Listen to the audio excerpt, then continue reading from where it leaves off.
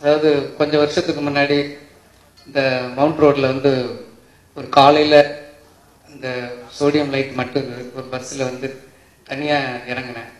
அப்போ வந்து இந்த சென்னையில் வந்து என்னை தவிர எனக்கு வேற யாரையும் தெரியாது.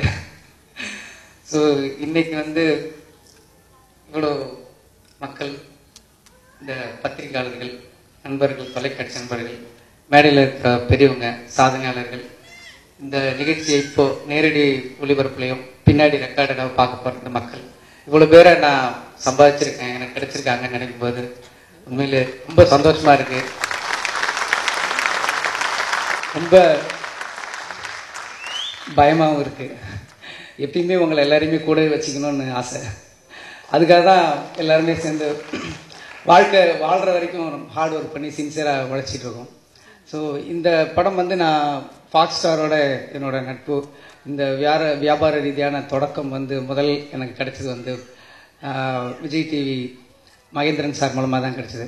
ஸோ அவர் தான் வந்து என்னை வந்து ஃபஸ்ட் டைம் வந்து ஃபாக்ஸுக்கு வந்து ஒரு படம் பண்ணணும் சார், டைரக்ட் பண்ணணும் அப்படின்னாங்க. ஸோ ஆல்ரெடி நிறைய கமிட்மெண்ட்ஸு ஹிந்தியில் இருந்தது. ரெண்டாவது ஃபாக்ஸில் வந்து ஒரு ஸ்கிரிப்டை ஓகே பண்ணுறதுனா இருந்தால் அதுக்கு ஒரு எல்லோ லைட்டு க்ரீன் லைட்டுன்னு போயிட்டு இருக்கும்.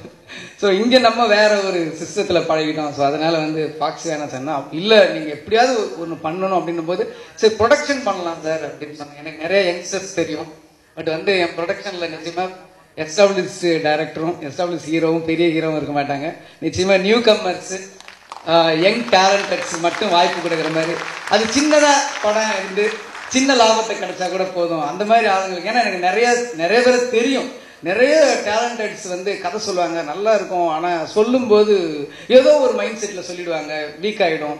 ஒரு கதைன்றது பார்த்தீங்கன்னா ஒரு ரெண்டரை மணி நேரம் கதை சொல்கிறோன்னு வச்சுக்கலாம். சொல்லும்போது இப்போ ஒரு டேக்கு நம்ம போகுதுன்னா 1 more எடுத்துடலாம் சார், தப்பா ஆர்டிஸ்ட் நடிச்சாங்கன்னா இல்லை சார் இப்படி வேணும் சார். ஆனால் ஒரு ப்ரொடியூசர்கிட்ட போய் கதை சொல்லும்போது 1 moreலாம் கிடையாது, ஒரே டேக்ல அவரே கதை சொல்லணும், சாங்ஸ் பேசி சொல்லணும், ஹீரோயினையும் அவரே நடிச்சு காட்டணும், இல்லைனையும் அவரே பேசி காட்டணும். இந்த டைம்ல வந்து அந்த கேட்கறவங்களை ஹோல்டு பண்றது, ஒரு ஹீரோவை ஹோல்டு பண்றது, ஒரு ப்ரொடியூசரை ஹோல்டு பண்றதுங்கிறது ரொம்ப கஷ்டமான விஷயம். அதனால நல்ல கதைகள்ல நிறைய மிஸ் ஆகுறது வந்து எனக்கே தெரிஞ்சிச்சு. ஸோ அதை பார்க்கும்போது இவங்களுக்கு எப்படியாவது அவங்கள கொண்டு வரணும், அந்த படத்தை அவங்கள பார்க்க வைக்கணும், அந்த ஸ்க்ரீன்ல எடுத்து பார்க்கணும் அப்படின்னு சொல்லி ரொம்ப ஆசையா இருந்தது. அதனாலதான் வந்து இந்த ப்ரொடக்ஷன்லேயே இறங்கினேன். வேற பணம் சம்பாதிக்கணும் அப்படிங்கிறதுலாம் கிடையாது. ஆட்களை சம்பாதிச்சு நிறைய திறமைசாலிகளை வந்து இந்த ஸ்கிரீனுக்கு கொடுத்தா அதுவே பணத்தை விட ரொம்ப சந்தோஷம் நினைக்கிறேன். ஏன்னா காலையில எவ்வளவு சம்பாதிச்சாலும் 4 இட்லி மேல சாப்பிட முடியாது, அவ்வளவுதான்.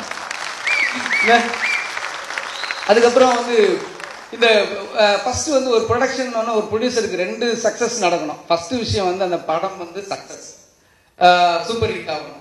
ரெண்டாவது விஷயம் வந்து அந்த போட்ட பட்ஜெட்டுக்குள்ள அது முடிஞ்சாதான் இன்னொரு சக்சஸ். இல்லைன்னு வச்சுங்களேன், படம் சூப்பர் ஹிட் ஆகி ப்ரொடியூசருக்கு லாபம் வரலன்னா அது வந்து அந்த படத்தோட நோக்கம் கிடையாது. எல்லாருமே சந்தோஷமா இருப்பாங்க, ஒரு எண்ட் ஆஃப் த டே அந்த ப்ரொடியூசர் மட்டும் கொஞ்சம் கஷ்டத்தில் இருப்பாங்க. அந்த மாதிரி நிலைமை இருக்கக்கூடாதுன்னு சொல்லி 2 விஷயம் இருந்தது. சரி, இந்த படம் ஃபர்ஸ்ட் ப்ரொடக்ஷன் நடக்கும் போது இந்த படத்தை வந்து சூப்பர் ஹிட் ஆகிக்கணும், அது ஃபர்ஸ்ட். ரெண்டாவது வந்து இந்த போட்ட பட்ஜெட்டுக்குள்ள இதை கொண்டு வரணும் அப்படிங்கிறது. ஸோ போட்ட ஒரு பட்ஜெட் அப்படின்றது வந்து அந்த பட்ஜெட்டுக்குள்ள கொண்டு வரணுங்கிறது வந்து என் கையில மட்டும் கிடையாது, அதுக்கு ஒரு பெரிய டீம் வேணும். ஸோ இந்த படத்துல வந்து நான் ஃபர்ஸ்ட் தேங்க்ஸ் சொல்லணும். இந்த படத்துல ஒர்க் பண்ண அசிஸ்டன்ட் டைரக்டர்ஸ் எல்லாருக்கும் வந்து நான் தேங்க்ஸ் சொல்லணும். ஏன்னா மேனேஜர்ஸ், அசிஸ்டன்ட் டைரக்டர்ஸ் எல்லாமே மிங்கிள் ஆகி ஒவ்வொரு விஷயத்தையும் ஒரு 5,000 10,000 எப்படி குறைக்கிறேன்னு சொல்லிட்டு, இப்போ லைன் ப்ரொடியூசரா இருக்கிற சண்முகம் சார், ஆடிட்டர் சண்முகம் சார்லாம் வந்து ஒரு சின்ன சின்ன விஷயத்துக்கும் வந்து எப்படி இதை குறைக்கணும்னு சொல்லி நேரடியா நான் வந்து ஒரு 10,000 எப்படி குறைக்கிறது, எல்லாருமே சேர்ந்து அதை பட்ஜெட்டுக்குள்ள கொடுக்கணும், அதே சமயத்தில் ஆடியன்ஸுக்கும் நல்லா இருக்கும்னு சொல்லி ரொம்ப ரொம்ப நிறைய ஒர்க் பண்ணாங்க. அது மாதிரி இதுல ஜெகன் சார், சந்திரவேல் மாதிரி நிறைய பேர் இருக்காங்க. நான் யாராவது பேர் மிஸ் பண்ணியிருந்தானா நான் வந்து மறந்து விட்டுட்டேன்னு நினைக்காதீங்க. இப்போ அவங்கெல்லாம் சேர்ந்து ஒரு டீம் ஒர்க்கா பண்ணாங்க. அதுதான் அந்த படத்தை வந்து அந்த நான் நினைச்ச பட்ஜெட்ல கொண்டு வந்துட்டோம். மொத்தம் 85 நாள் 80 நாள் 80 days ஷூட்டிங் சொல்லி அவர் எழுதி கொடுத்தாரு. ஆனா சரவணன் 76 days ஷூட்டிங் முடிச்சிட்டாரு. ஒரு 4 நாள் சேவ் பண்ணி கொடுத்தாரு. ஸோ அந்த மாதிரி டைரக்டர் சரவணன் இண்டஸ்ட்ரிக்கு சூப்பர் ஹிட் கொடுக்கணும் அப்படிங்கிறது எங்களோட ஆசை. அதுக்கப்புறம் இந்த படத்துல வந்து நிறைய மியூசிக் டைரக்டர், இன்னைய விழா நாயகன் சத்யா வந்து ஏற்கனவே அவரோட ஒரு ஆடியோ ஃபங்க்ஷனுக்கு நானும் போனேன். ரொம்ப ஆடியோ நல்ல அப்கமிங்கில் வர நல்ல ஒரு மியூசிக் டைரக்டர். இந்த படத்தை பார்க்கும்போது உங்களுக்கு தெரிஞ்சிருக்கும். கண்டிப்பாக நான் சொல்லலாம், அந்த சாங்கே சொல்லுது ரொம்ப நல்லா இருக்குன்னு. என்னோட ஃபேவரட் சாங் ஜெய்யோட அந்த ஷோல்டர் சாங் தான். அது வந்து நல்லா இருக்கும். ஸோ அதே மாதிரி ஆர்டிஸ்ட் எல்லாருமே தனிப்பட்ட முறையில் இந்த படத்துக்காக ரொம்ப சிரமம் பார்க்காம வெளியூரில் போனாலும் சரி, அதுக்கப்புறம் சம்பளங்களையும் சரி இந்த பட்ஜெட்டுக்குள்ளே கொண்டு வரணும், மல்டி ஸ்டார்னு போயிடுது. ஸோ அந்த மாதிரி போகும்போது ஸோ இன்னும் முக்கியமாக சொல்லணும்னா கேமராமேன் வேல்ராஜ் சார் வந்து நான் அவரோட பயங்கரமான ஒரு ஃபேன். நான் வந்து பொல்லாதவன் பார்த்துட்டு அவருக்கு ஃபோன் பண்ணி என்னோட அடுத்த படத்துக்கு இருக்குன்னு சொன்னார். கூப்பிட்டேன் நான். அப்போ வந்து சொன்னார், இல்லை வெற்றிமாறன் சார் படம் பண்ணுறேன் சார் அப்படின்னு சொல்லிட்டு அப்போ அடுத்த படத்துக்கு. ஸோ அவரோட நான் வந்து ஒர்க் பண்ண வேண்டியது. ஈவன் வேல்ராஜ் சார் கூட பட்ஜெட் விஷயங்கள்லாம் உள்ளே வந்து அவரு ப்ரொடியூசர் மாதிரி ஒன்றையும் பண்ண. ஒவ்வொரு நாளும் எனக்கு வந்து நியூஸ் வரும், இந்த மாதிரி ஒரு பிரச்சனை இருந்துச்சு சார், இவர் சால்வ் பண்ணாருன்னு ஒவ்வொரு விஷயத்தையும் கேள்விப்படும்போது ரொம்ப சந்தோஷமா இருக்கும் சார். பர்சனலி ரொம்ப தேங்க்ஸ். இந்த படம் கண்டிப்பாக வெற்றி அடையும். அதை தாண்டி இந்த பட்ஜெட்டுக்குள்ளே முடிச்சு கொடுத்தீங்கன்றதுக்கு என்னோட ஸ்பெஷல் தேங்க்ஸ்ன்னு சொல்லலாம். அதுக்கப்புறம் நிறைய பேர் பண்ணியிருக்காங்க. அனன்யா, அஞ்சலிலாம் என்னோட ஃபேவரட் ஸ்டார்ஸ் நல்லா பண்ணியிருக்காங்க இந்த படத்தில். ரெண்டு பேருமே ரெண்டு விதமான கேரக்டர்ஸ் ரொம்ப பிரமாதமாக பண்ணியிருக்காங்க. தீப்தி அப்புறம் நிமிஷா நிறைய பேர் பண்ணியிருக்காங்க இந்த படத்தில். அந்த இப்போ சென்ட் டைரக்டர் வந்து கிளைமேக்ஸில் நான் போய் பார்த்தேன் எப்படி பண்ணுவாங்களான்னு சொல்லிட்டு. நான் ஷூட்டிங் போனது ஒரே நாள், அந்த கிளைமேக்ஸ் ஷூட்டிங் அன்னைக்கு மட்டும்தான் நான் போனேன். போன உடனே அந்த ஷார்ட் முடிஞ்சிருச்சு, நான் படம் ஹிட்டுன்னு சொல்லிட்டு வெளில வந்துட்டேன். ஏன்னா ரொம்ப கஷ்டப்பட்டு அந்த கிளைமேக்ஸ் மட்டும் கிட்டத்தட்ட 25 lakhs கிட்ட செலவு பண்ணி ஒரு 12 நாள் எடுத்தாங்க. நிச்சயமா ஆடியன்ஸ் வந்து உறுதியாக நான் சொல்ல முடியும், நீங்கள் வந்து இந்தியன் ஃபிலிமில் அந்த மாதிரி ஒரு கிளைமேக்ஸை பார்த்தே இருக்க முடியாதுன்ற அளவுக்கு சொல்லலாம். அந்த மாதிரி ஒரு பிரமாதமாக பண்ணியிருக்காரு. அதுக்கப்புறம் எடிட்டர் கிஷோர் சார் வந்து நேஷனல் அவார்டு வாங்கியிருக்காரு, சொல்லவே தேவையில்லை.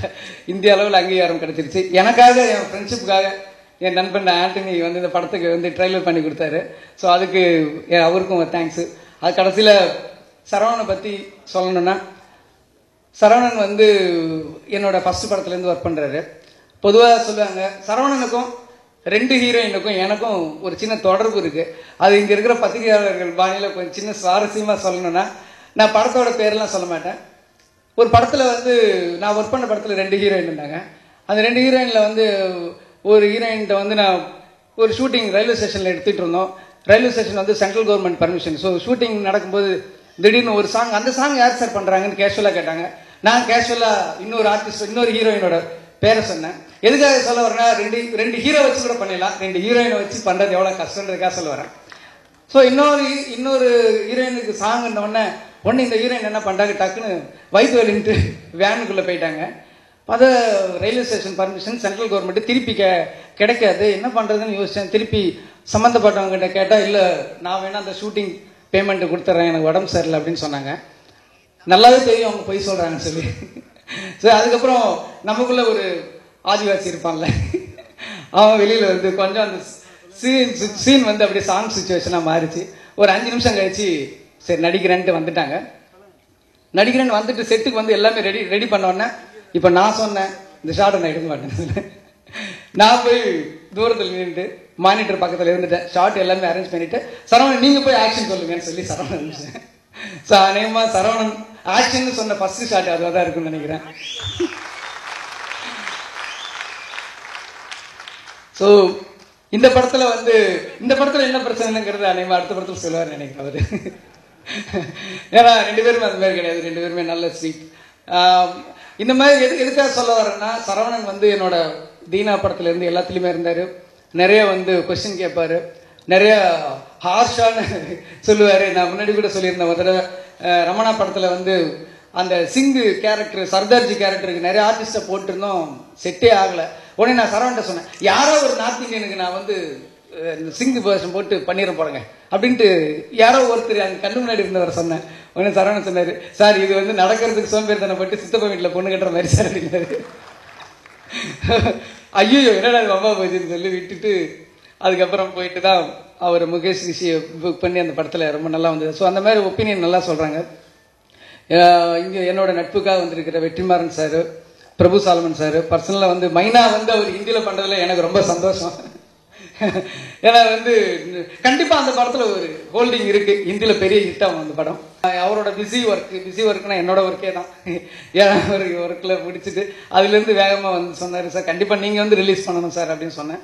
சரி கண்டிப்பாக வரேன் சார் அப்படின்னு சொல்லி வந்தார். அவருக்கும் என்னோட தேங்க்ஸ். விவேக் சார் சொன்னார். நானும் யோசிச்சு பார்த்தேன், ஆமாம் குஷி ஒர்க் பண்ணுவேன். அப்புறம் தான் எனக்கு ஞாபகம் வந்துச்சு. ரொம்ப சந்தோஷம் சார். அப்புறம் வந்து என்னோட ஃபேவரட் ஸ்டார், உங்களோட ஃபேவரட் ஸ்டார் சூர்யா.